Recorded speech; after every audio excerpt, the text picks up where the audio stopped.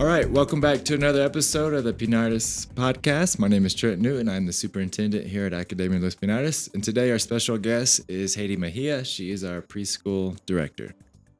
Hello, thank you for inviting me today. I'm very excited to be here with you guys. I'm glad you're here because our topic today, this is in your area. Today we're going to talk about why does preschool matter? You know, if you talk to some parents, they might ask, why does my 3-year-old, why should they already start school? They're just 3, they're just 4. Is it just glorified babysitting or is there more to it? Is it better to stay at home or should they be put into a school, a child care, something? And so hopefully today you can help give us some input, insight on why preschool matters. So let's begin with that. Tell us, why does preschool matter? Yeah, and I understand parents thinking that preschool is just for the kids to come and play or to see it as a really good child care time and space, but it is more than that. Preschool is more than that. It helps them build confidence, to build skills that the kids will need when they move forward to other grades. It's really important for them. We'll talk about it in another moment, but we're going to talk about why. But preschool helps the kids to find themselves as an individual, but also work together with peers. But we'll talk about it. We'll continue to talk about it. All right. And so one of the things that is very important in preschool, I'm learning a lot of this as a parent of a preschooler who started this year. One thing that I've seen a great change in my own daughter is that social and emotional development. And so can you share a little bit about when a student is in preschool, how does a student start to learn to use their emotions, how they interact socially, what challenges do they have, but more importantly, how does this start to form the relationship with other students? Yes.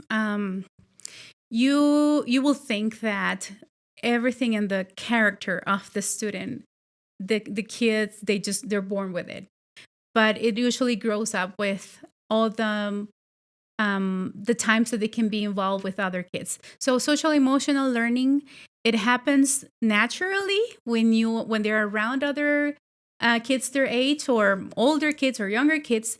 But also we teach them that in school. The kids learn how to take turns. They have to learn to be patient because at home they're the only child sometimes, or because they're the youngest, everyone stops everything for that kid. But in preschool, they learn that there are other kids, that they have to follow instructions, that they have to wait for their turn. They have to share the toys and everything. So it starts with that. But we also teach them. We teach them stories. And then the kids, they can dramatize or they can play, saying just how they will react to some of the situations that we know it happens at school, or it happens at church, or at a birthday party. So we teach that to the kids. But being with the other kids, their age, they learn a lot. They learn how to solve problems between them too. And so to go alongside that, especially here at our school, it's not just those soft skills of learning to interact with each other, learning to share, learning to be nice to each other, follow rules, but we begin to introduce this concept of you are created in God's image. And so from a Christian perspective, this is where those values start to form, because students' brains at this age, they pick up very quickly. Everything you do, they mimic what you do. Mm-hmm. And so this is a great opportunity to start instilling those type of values that you want to see grow within them. Yes, thank you for saying that. In preschool, we teach the kids in a way that they learn from the beginning that they are created in the image of God. Through our Bible lessons, they just don't learn a Bible story. That's something that happened thousands of years ago. But also we encourage the kids to think about actions that in their life, or situations in their life, how they could act For example, the story of Joseph, what Joseph's brothers did to him. It looks really bad, really, really bad. But at the end, it turned out for good in a really, like, you could see God's purpose in that. So then we talk to the kids and say, like, how would you react if your siblings or someone that you love would do something like this to you? Or we will bring stories of real things that have happened and say, like, what's the right way to react? So having a Christian worldview helps us a lot to build and help the students to grow in social emotional skills, but also based on a Christian perspective.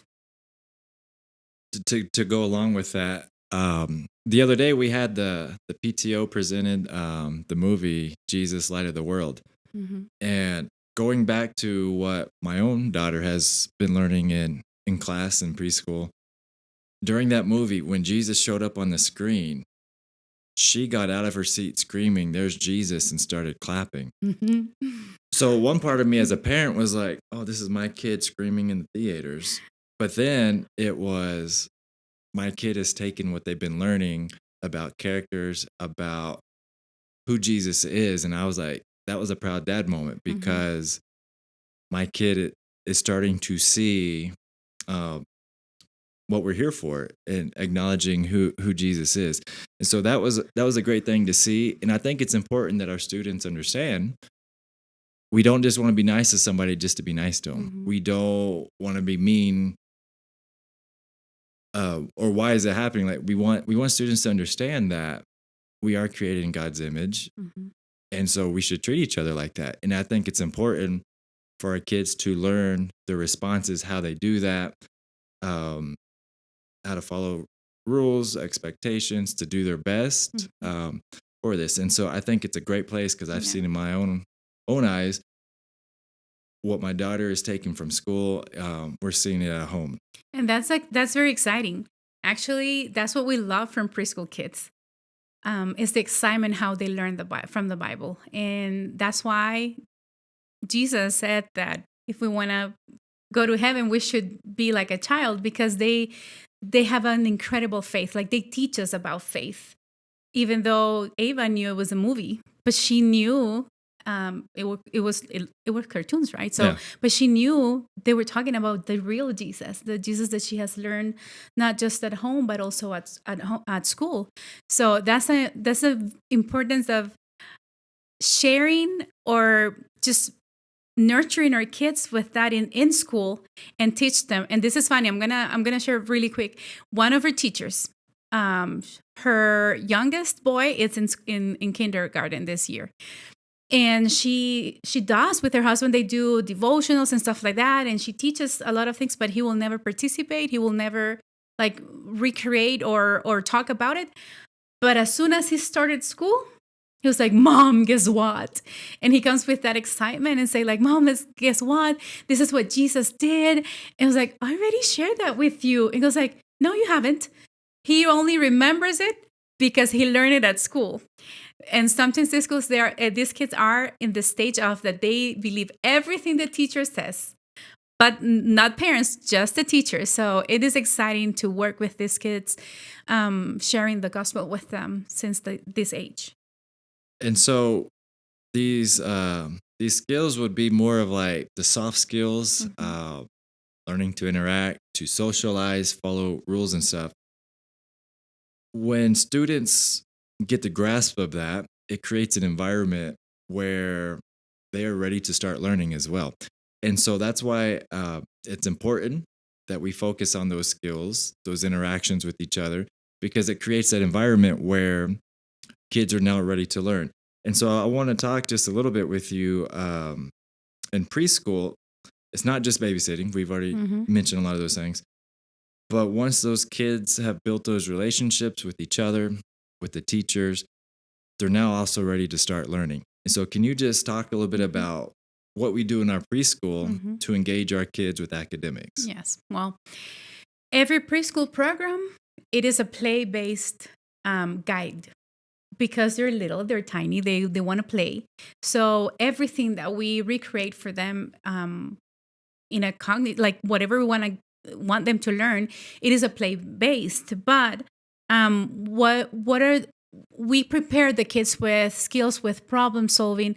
We give them spaces for them to explore, to experience, and to let go of their curiosity and learn about those things.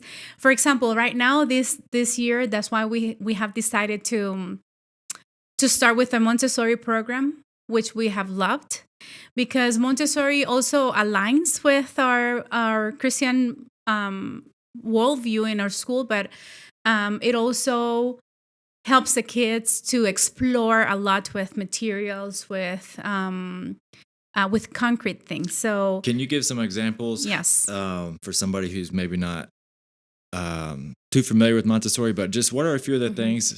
How do students explore with what they do? Yes. For example, with K3, our younger kids, they have a full Montessori classroom. So they move around through Montessori materials. We have Montessori works in different areas, and right now, since our younger kids are they're starting, we're working on life skills. You're gonna say life skills. What kind of life skills? Well, our kids are learning how to do things independently. That's very important in Montessori. And I don't know if this just the kids, some of the kids that I've seen in preschool here, but they like to do things by themselves. Some of them, we've tried to help them, like hold their hands for something, because no, I can do it by myself.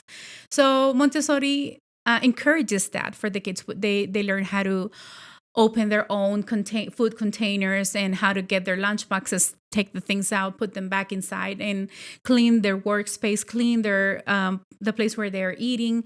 So Montessori not only teaches life skills, we do begin with that, but Montessori also gives them a very, like, a wide opportunity for them to choose what they want to learn. So we have materials prepared for them with skills that we want them to learn, and even cognitive things that, even though we're not saying like, hey, sit down here and repeat this is the sound of this letter, but they experience with it. They see objects with that letter sound, and they experience the sound of that letter in that object, in that picture. And it has been awesome because we've seen kids that they're asking to do very difficult things, and they say like, Miss, can you present this material to me? So we're able to also to see these kids growing in stuff that we didn't think that at that age they could learn. So yes, and also we use a lot of concrete materials, even K4 and K5, which is kinder and prepa. We have a Montessori room where they go and they spend an hour there, and they work with materials where the teachers also they do. They sit down with the kids and they introduce a specific topic individually or as a small group, and so whatever they're learning in their other classes, they can put it in practice in Montessori room. Teach vocabulary with concrete objects in material, and also with math. Like, this expands a lot in the students' learning. And so, just to touch on that, the other day I was sitting in the Montessori lab, and I was watching kids in our prepa class, our 5-year-olds, individually work, which in its own right is pretty impressive, because once you see the kids start working, they stay on that task individually, and a lot of them stay right there in their zone working. But the student was pulling out each letter, and it was made of sandpaper, and so they were practicing the drawing motions of the capital letters, the lowercase letters, saying the letters. And so you can see this is not just the learning it, but the experience of it by touching, speaking out loud. The feel of it all is this kid is getting even closer to start reading as they're identifying each of these letters. And so it is a great program we have, because it is hands-on, and the kids are choosing at that age what they're ready to learn. And what we've seen, especially in the preschool level, is the kids are on different levels. Some are working more on their emotional side. As they start to develop more, they start moving to the concrete side. And so I think as we go through this year, we're going to see a lot more of that advancement, where these kids are going to start being more ready to learn the harder academics as they get ready for elementary. Yes. With that being said, this next part I want to ask a few questions, because either it's your first child as a new parent, I put my kid in school, what am I supposed to do now? Because it could feel overwhelming, because you still have your job, your kid comes home. What do I need to do to help them during the day or at nighttime, so that I can help the kid be successful the next day? And so what are some things we can do, we can share with our parents who either have their kids in our preschool right now, or more importantly, if we have any parents out there who are looking to put their kid into a preschool, what are some things they should be doing, being involved with their kid, to help them be successful come preschool? Yes, parents are very important in preschool, not only in preschool, the whole academic career. But one of the things that as teachers and as a school, we really appreciate is when we're in a regular communication, you with the teachers, and with the rest of the community. But staying in touch with your teacher will help you with so many things. Can help you with knowing what your child is learning. How can you help your child? I have a few things on my list, and one of the things that I love is to see parents attending to school events. Not just to have the parents, and parents can see what their kids are doing, what they have learned, but the emotion or the happiness the kids show that their parents are here. So that's very important in their self-esteem too, and they understand that their parents are very involved with school. So it is very important for you to attend to school events, meetings, and any celebrations that we have around. Be open and honest with teachers about any changes. For example, if your kid, the routine changed because you had to move to another house, or because you're for a while in another place, or because someone in the family is not feeling well. So those things help us know how we can support your child, because sometimes their mood changes, and we want to understand them, and we want to help them to go through that. Also, create small and consistent routines. This is very important. This is the magic of school routines. If you give routines to your kids, will help them be in peace, knowing that what's happening next. And so those routines, like bedtime routines, okay, time to change your pajamas, brush your teeth. Now we're gonna read a little bit. We're gonna read the Bible. We're gonna pray. Those routines help them not to just go to bed not knowing why is it time. I want to continue playing. But if they have a routine, that's going to help them understand and prepare for their sleep time. And reading time is really important. Playtime. All those routines help your kids. You talked about something very special, and it's reading every day to your kid. You said, like, it doesn't matter how much you read to them. You need to read to your kids. That will help them. The kids can talk about the picture. You can ask them questions and that. Another thing that I would like to do is to encourage independence to your kid with small things like, hey, let's go. It's time to go. Can you try putting on your shoes? Would you please pick up your plate from the table and put it in on the sink? Those tiny things helped your child with independence. And they love that, like I said before. Provide materials for creativity and exploration, like Play-Doh puzzles and stuff like that. So they don't only watch TV or play with devices, but with concrete things. Remember what we talked about Montessori concrete? Yeah, play with those things. And the last that I want to share with you is try to connect lessons at home. If the teacher sends you a Friday flyer saying what they're going to learn next week, and say, okay, we could start with during the weekend and talk about it. That gives the kid a sense of being prepared for next week. Connect lessons at home with values learned in school, like kindness, honesty, respect. That helps us a lot. It's not that you have to deal with the problems we have at school, but that's going to help a lot. I think a few things that you could even add to that. Um, when you go out to dinner, there's nothing for your kid to do. There's no playground to play at. And I've been guilty of it sometimes. Is like, here, kid, watch this. Mm-hmm. But what if you took some crayons with you, let them draw, bring some paper, let them do something that's a little bit more engaging of the mind to carry around. So we're going to start carrying those around as well to do that. One thing that I've been trying a lot, and it's been great so far, because now my daughter, it's just part of her expectations at nighttime, is take time to be intentional with your kid. At night, one of our things we like to do now is play board games. She's only 4, but she is slowly learning how to play chess. There's multiple parts.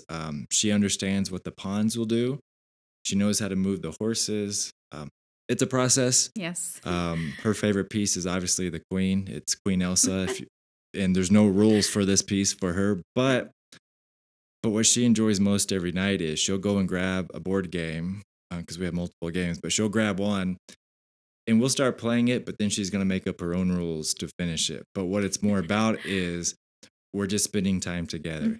And I think that is something that we as parents, we need to realize is we do have busy days. Sometimes work follows us home at night, but we do have little ones waiting for their time with us too, because we are their heroes.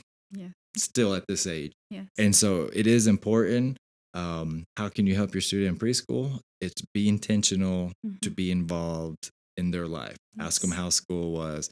Ask them what are they learning? What did they do? And these type of things. And so that is just something that's really important, because what becomes a long-term impact of school is when the parent is working with the school, involved in the school is involved with the student. And when the student sees that the parents are involved, all 3 units are working together, the student, the parent, the school, this is going to give the best lasting impact that a kid is going to have, not just in preschool, but as they move throughout their entire educational gives them career. Stability. Correct. Just having the same routines and stuff like that at home, at school, and just having that connection between the parents and teachers and the kid helps a lot with disability. The kids feel safe. And so just one final question before we go, because we're low on time. What would you say to somebody if they're searching for a preschool? We want them to choose our school, obviously, but what would you tell somebody in choosing a preschool that would be a right fit for their kid? When choosing a preschool, you might want to think about these things. One of it, what values do you as a parent find important? What do you want your kid to be taught? They spend a lot of time in school with us. So that's what they are going to catch. They're going to believe what we tell them. So just think about what values you want your child to learn. Just think about if you go to a school that it doesn't align to your values, your kid will learn that. Remember that stage, the kids believe what the teacher says, and the environment that he spends a lot of time at. So think about that. One of the things that as Christians, we think of a faith-integrated curriculum too. Age-appropriate Bible stories for your kid, prayers, worship time, times where the kids can explore with their friends about God's faithfulness and the way God works with us. I think you mentioned really well on that. If you're teaching something at home and you send your kid to a school that's teaching the opposite, not only are they going to believe the teacher, that is slowly going to start forming who they are. And so you're going to be a little bit of a conflict. And so you have to be really careful. If you strongly believe, have certain core values that you want for your family, you really need to find a school that's going to help foster that, help cultivate, help those values grow in your kid. And so you definitely do not want to mix those. Yes. Another key factor that you might want to think it's if it's a high quality learning environment.